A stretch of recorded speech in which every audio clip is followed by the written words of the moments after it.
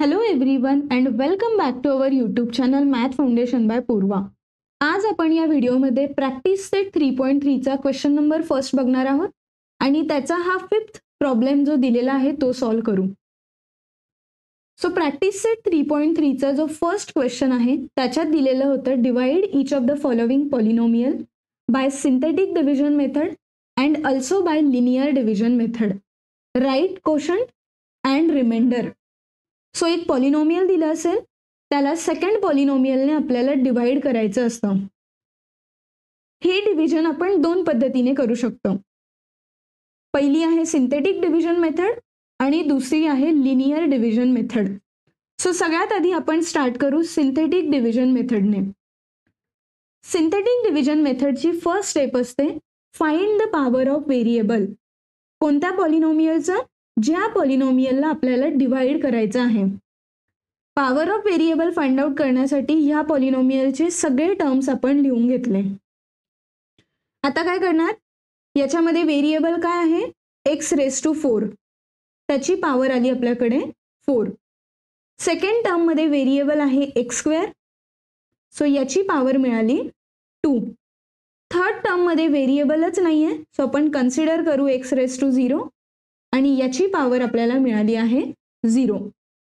So जेव्हा आपण power of variable find out केलं याच्यामध्ये आपल्याला मिळाली मॅक्सिमम पॉवर जी आहे 4. मॅक्सिमम पॉवर म्हणजे सगळ्यात मोठी पॉवर. ही आपल्याला यूज होणार आहे सेकंड स्टेपमध्ये. सो सेकंड स्टेप आहे find the coefficient form of polynomial. So ज्या पॉलिनोमियलचा आपण पॉवर ऑफ व्हेरिएबल काढलं त्याचा कोएफिशिएंट फॉर्म फाइंड आउट करायचा आहे. So coefficient form find out करण्यासाठी फर्स्ट स्टेप असते पॉवर लिहायची.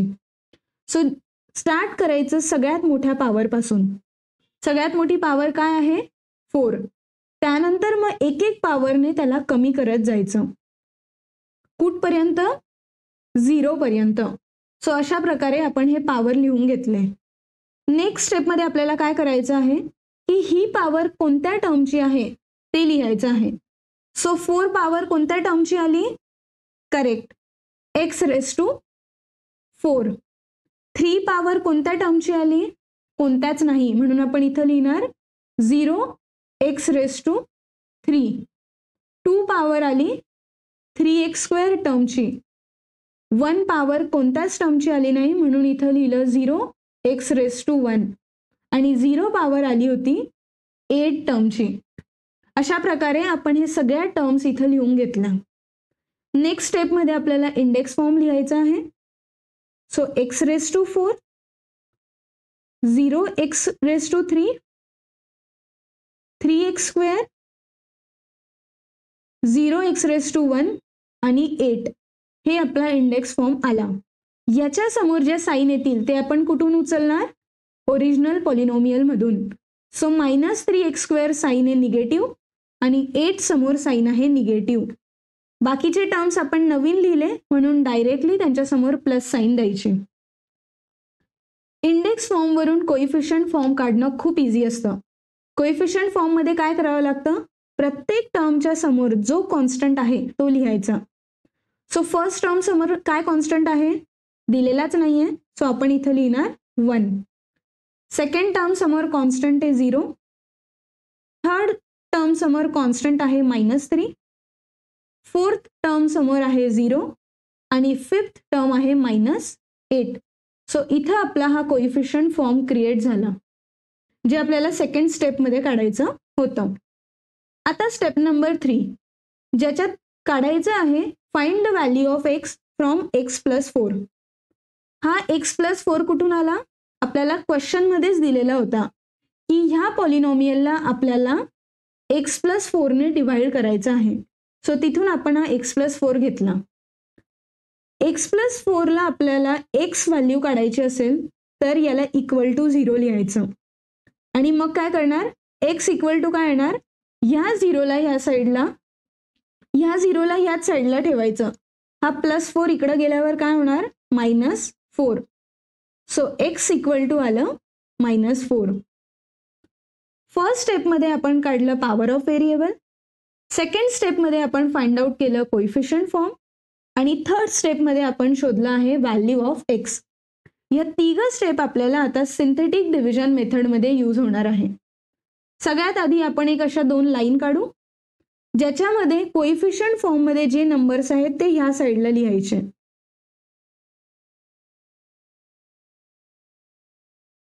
आणि व्हॅल्यू ऑफ एक्स ह्या साईडला लिहायची. फर्स्ट स्टेप काय करणार, हा जो नंबर दिलेला आहे हा डायरेक्टली खाली लिहायचा काहीही विचार न करता. सेकंड स्टेपमध्ये याच्या दोघांचं मल्टिप्लिकेशन करणार. सो -4 मल्टिप्लाइड बाय 1 केलं तर आन्सर येतं -4. 0 मध्ये -4 जर ऍड केलं तर आन्सर काय येणार आहे -4. सेकंड स्टेपमध्ये ह्या दोघांचं मल्टिप्लिकेशन करणार.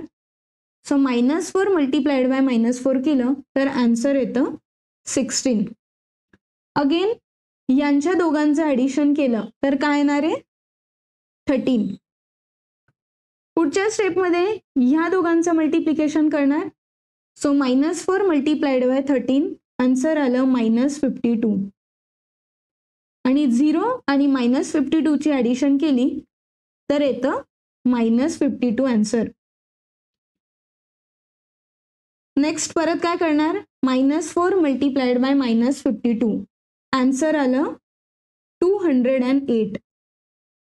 सो -8 प्लस 208 केलं तर आपल्याला मिळतं 200.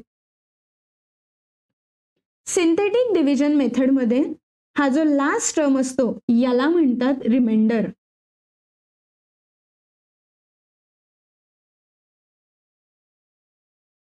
आणि क्वोशंट फाइंड आउट करण्यासाठी आपल्याला बाकीचे उरलेले जे कोइफिशियंट्स आहेत ते लिहावे लागतात. सो बाकी काय उरलं मग 1 -4 13 आणि -52 हा कोइफिशियंट फॉर्म आपल्याला मिळाला. आता काय करणार आपण, याच्या समोर टर्म्स लिहून घेऊ. सो स्टार्ट करणार इथून. सो हा असतो 0 इंडेक्स, हा असतो 1 इंडेक्स, याला आपण सेकंड इंडेक्स म्हणू आणि हा आहे थर्ड इंडेक्स. सो इथं टर्म येणार x⁻0, इथं टर्म येणार x⁻1, x⁻2 आणि x⁻3. सो फायनल टर्म आपल्याला जर शोधायचे असतील तर हा कोइफिशियंट आणि ह्या टर्म्सला ऍड करायचं. सो लास्टमध्ये काय येणार -52 x⁻0, इथं काय येणार 13 x⁻1, इथं येणार -4 x² आणि ह्या दोघांचं जर एकत्र केलं तर 1 x³ येणार. लास्टमध्ये यांना एकत्र लिहिलं तर आपल्याला काय मिळतं, आपला quotient which is equal to 1 लिहिण्याची गरज नाहीये, x³ -4x² हा झाला +13 x⁻1 म्हणजेच x असतो आणि -52 कारण x⁻0 ची व्हॅल्यू असते 1. सो अशा प्रकारे आपण ह्या क्वेश्चन मधून हा क्वोशंट काढला आणि हा रिमाइंडर आपल्याला आलेला आहे which is equal to 200. So अशा प्रकारे आपण सिंथेटिक डिव्हिजन मेथडने 2 पॉलिनॉमियलला डिवाइड केलंय. आता आपण हा सेम क्वेश्चन लिनियर डिव्हिजन मेथडने सॉल्व्ह करणार आहोत. सो जो दिलेला पॉलिनॉमियल आहे क्वेश्चन मध्ये तो आपण तसाच्या तसा लिहून घेऊ. सो पॉलिनॉमियल दिला आहे x⁻4 -3x² -8. So linear division मेथडचा रूल काय असतो, प्रत्येक टर्म मधला एक x ला x+4 ने रिप्लेस करायचा. सो सगळ्यात आधी आपण काय करू, हा फर्स्ट टर्म घेऊ ज्याला आपण लिहू 3x³ multiplied by x -3x² -8. So या फर्स्ट स्टेप मधून आपण काय करणार, या पहिल्या टर्म मधला याला रिप्लेस करू आपण. पण याला रिप्लेस करायचं असेल सो आपल्याला असं लिहावं लागेल, जर x³ ला x ने मल्टिप्लाय केलं तर x⁻4 मिळतं पण एक्स क्यूबला 4ने मल्टिप्लाय केलं तर 4x क्यूब मिळतो. आपल्याकडे तर फक्त x⁴ आहे. हा नंबर एक्स्ट्रा येतोय. सो याला जर आपल्याला 0 करायचं असेल तर इथं आपल्याला -4x क्यूब ऍड करावा लागेल. कारण +4x क्यूब आणि -4x क्यूब होतात 0. म्हणून आपण इथं काय लिहिणार मग? x क्यूब तसाच आला. ह्या x ला आपण x+4ने रिप्लेस करू. जेव्हा हा रिप्लेस करणार तेव्हा आपल्याला -4x क्यूब लिहावं लागेल. आणि जे उरलेलं होतं 3x² -8 ते तसंच आलंय. नेक्स्ट स्टेपमध्ये काय करणार? हा टर्म तर झाला. सो याला आपण असंच लिहू.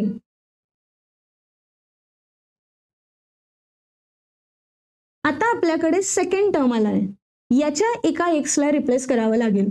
सो सगळ्यात आधी आपण लिहिणार x² मल्टिप्लाइड बाय x आणि बाकीचं तसंच लिहू.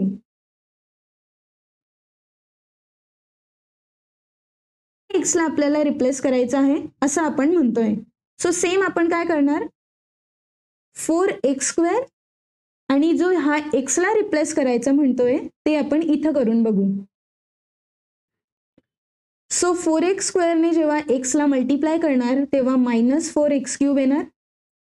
आणि जेव्हा याच्याने दुसऱ्या टर्मला मल्टिप्लाय करू तेव्हा काय येणार? -16x². आता मला सांगा, तुमच्याकडे 4x³ तर आहे, पण 16x² आहे का? नाही. आणि त्याची पण साइन निगेटिव्ह आहे. सो तुम्हाला याला 0 करण्यासाठी काय लिहावं लागेल? +16x². म्हणजे हे दोघं मिळून 0 बनतील.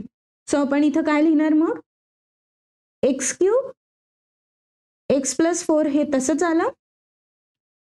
-4x². ह्या एक्सला आपण रिप्लेस करणार आहोत x+4 ने. जेव्हा आपण याला रिप्लेस करू तेव्हा आपल्याला +16x² एक्स्ट्रा लिहावा लागेल. आणि हा -3x² -8 तसंच आलाय.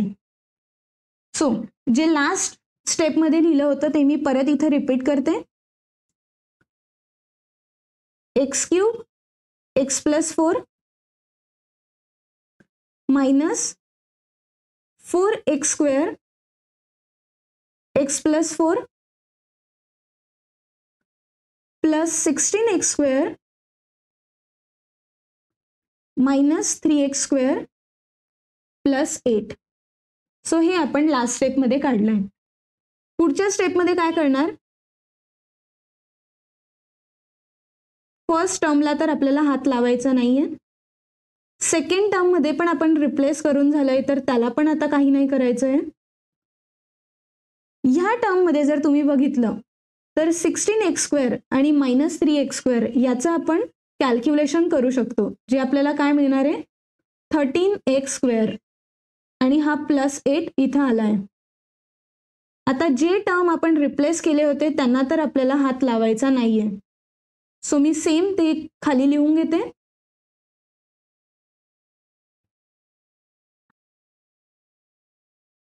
टर्म मध्ये. सो ह्या टर्म मध्ये रिप्लेस करण्यासाठी आपल्याला लिहावं लागेल 13x मल्टिप्लाइड बाय x. हा 13x तर तसाच आला. याला आपल्याला मल्टिप्लाय करायचं आहे x+4 ने. आता सांगा, ह्या दोघांचं मल्टिप्लिकेशन काय आलं? 13x². ह्या दोघांचं मल्टिप्लिकेशन काय आलं? Correct, 52x. पण हा 52x तर एक्स्ट्रा आहे. सो याला 0 करण्यासाठी आपण -52x लिहू. सो सेम ही व्हॅल्यू आपण इथं आता पुट करून घेऊ.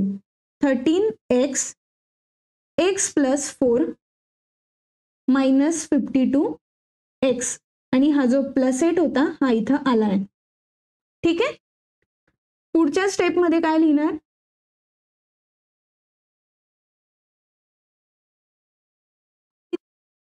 चेंज केला होता त्या टर्मला हात लावणार नाही. आत्ताच आपण ह्या टर्म मध्ये चेंज केला, मग तो पण आपण तसाच लिहून घेऊ.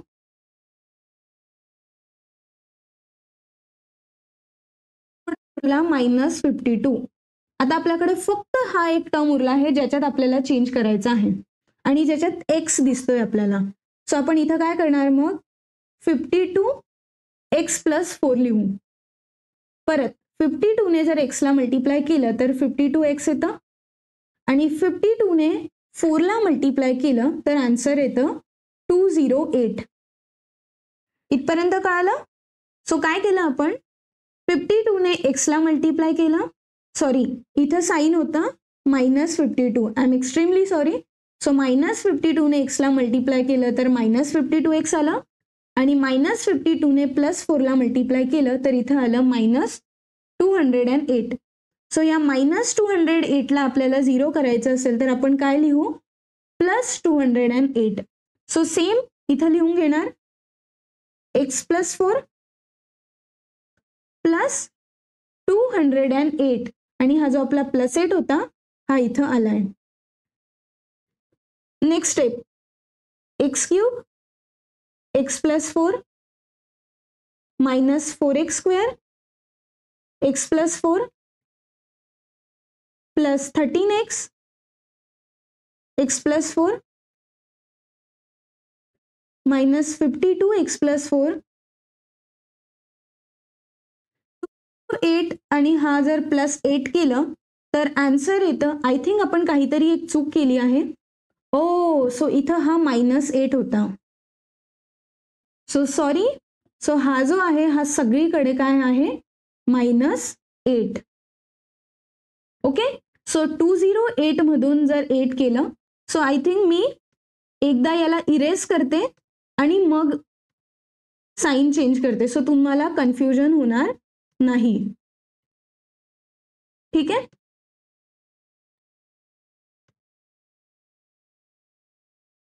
सो इथं होता -8 आणि सगळीकडे हा आता -8 आलाय.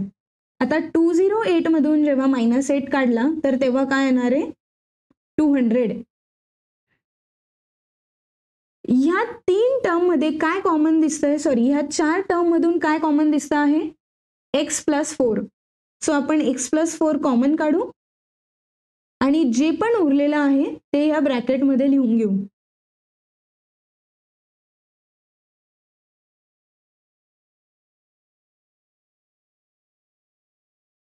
आणि लास्ट मध्ये हा +200 आला. सो लिनियर डिव्हिजन मेथड मध्ये जो हा लास्ट व्हॅल्यू असते याला म्हणतात रिमाइंडर.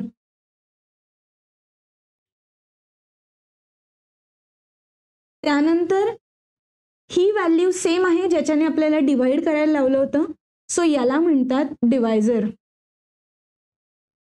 आणि हे जे आपण ब्रॅकेटमध्ये बनवलं आहे दिस इज नोन ॲज कोशंट.